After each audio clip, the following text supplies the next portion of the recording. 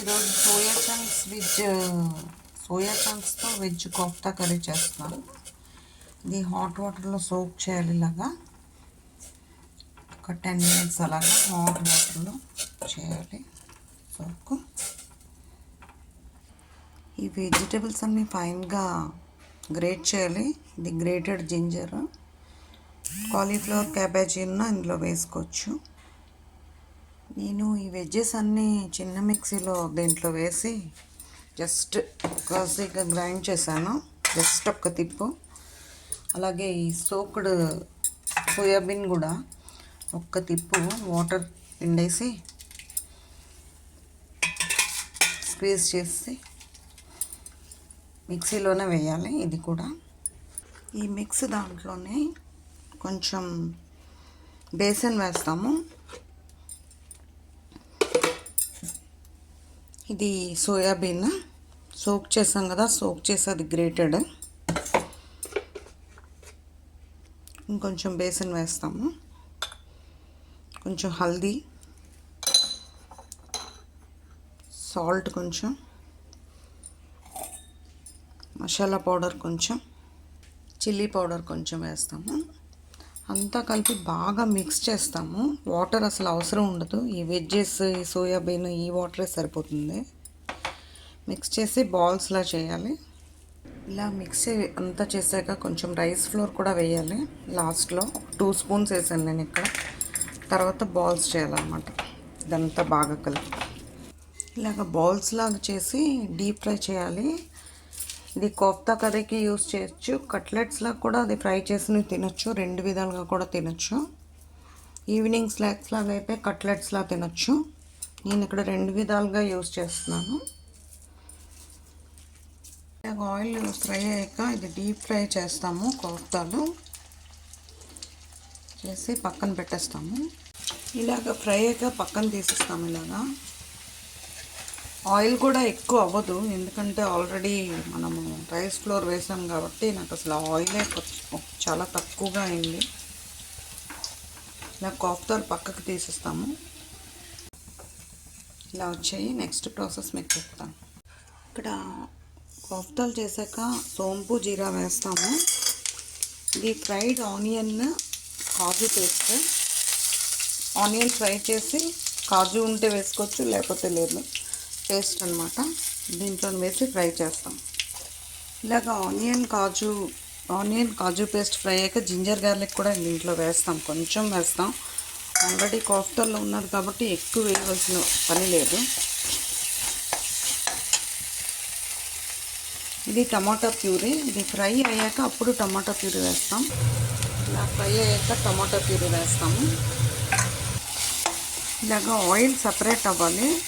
ఏ mix veg curry కాదు, ఏదైనా gravy కర్రీస్కి fried onion, kaju paste, fry చేసిన పేస్ట్ వేస్తే గ్రేవీ బాగా వస్తుంది.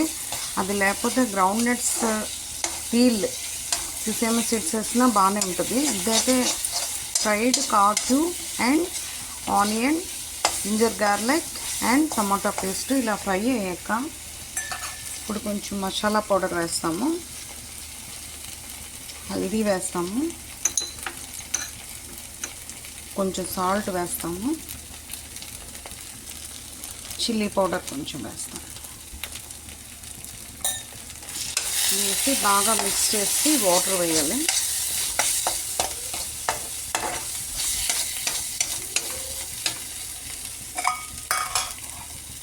ఇలాగ అయ్యాక వాటర్ వేస్తాము. ఇలాగ బాయిల్ అయ్యాక ఈ కోఫ్తాలు ఇందులో వేసేస్తాము. ఇది రైస్లోకి బాగుంటుంది, కర్రీ రోటీస్లోకి బాగుంటుంది. Soybean mix veg kofta Sabzi friends, you also try it your home. ఇలా వచ్చింది, మీరు ట్రై చేయండి.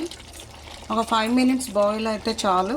ఆల్రెడీ ఇది ఫ్రై అయినాయి కాబట్టి ఎక్కువసేపు బాయిల్ అవ్వే పని లేదు. జస్ట్ 5 minutes బాయిల్ అయితే చాలు. ఇలా వచ్చింది friends kofta curry, soyabean kofta curry plus veggies. You also try. Thank you for watching. Friends ఈరోజు సోయా చంక్స్తో వెజ్ కోఫ్తా కర్రీ చేస్తున్నాను. ఇది హాట్ వాటర్లో సోక్ చేయాలి. ఇలాగా ఒక 10 మినిట్స్ అలాగా హాట్ వాటర్లో చేయాలి సోకు. ఈ వెజిటేబుల్స్ అన్నీ ఫైన్గా గ్రేట్ చేయాలి. ఇది గ్రేటెడ్ జింజర్, కాలీఫ్లవర్, క్యాబేజీ ఇందులో వేసుకోవచ్చు. నేను ఈ వెజ్జెస్ అన్నీ చిన్న మిక్సీలో దీంట్లో వేసి జస్ట్ కాసేగా గ్రైండ్ చేశాను. జస్ట్ ఒక్క తిప్పు. అలాగే ఈ సోక్డ్ సోయాబీన్ కూడా ఒక్క తిప్పు వాటర్ పిండేసి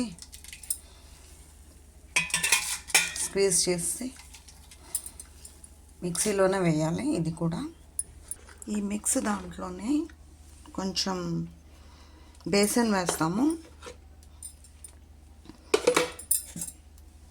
ఇది సోయాబీన్ సోక్ చేసాం కదా, సోక్ చేసేది గ్రేటెడ్.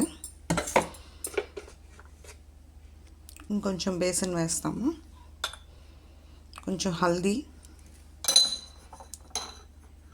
సాల్ట్, కొంచెం మసాలా పౌడర్, కొంచెం చిల్లీ పౌడర్ కొంచెం వేస్తాము. అంతా కలిపి బాగా మిక్స్ చేస్తాము. వాటర్ అసలు అవసరం ఉండదు. ఈ వెజ్జెస్, ఈ సోయాబీన్, ఈ వాటరే సరిపోతుంది. మిక్స్ చేసి బాల్స్లా చేయాలి. ఇలా మిక్స్ అంతా చేశాక కొంచెం రైస్ ఫ్లోర్ కూడా వేయాలి లాస్ట్లో. 2 స్పూన్స్ వేసాను నేను ఇక్కడ. తర్వాత బాల్స్ చేయాలన్నమాట. ఇదంతా బాగా కలిపి ఇలాగ బాల్స్ లాగా చేసి డీప్ ఫ్రై చేయాలి.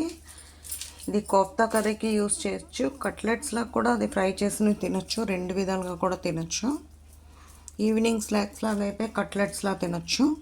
నేను ఇక్కడ 2 విధాలుగా యూస్ చేస్తున్నాను. ఆయిల్ ఫ్రై అయ్యాక ఇది డీప్ ఫ్రై చేస్తాము. కోఫ్తాలు చేసి పక్కన పెట్టేస్తాము. ఇలాగ ఫ్రై అయ్యాక పక్కన తీసేస్తాము. ఇలాగా ఆయిల్ కూడా ఎక్కువ అవ్వదు, ఎందుకంటే ఆల్రెడీ మనము రైస్ ఫ్లోర్ వేసాం కాబట్టి నాకు అసలు ఆయిలే చాలా తక్కువగా అయింది. ఇలా కోఫ్తాలు పక్కకు తీసేస్తాము. ఇలా వచ్చాయి. నెక్స్ట్ ప్రాసెస్ మీకు చెప్తాను.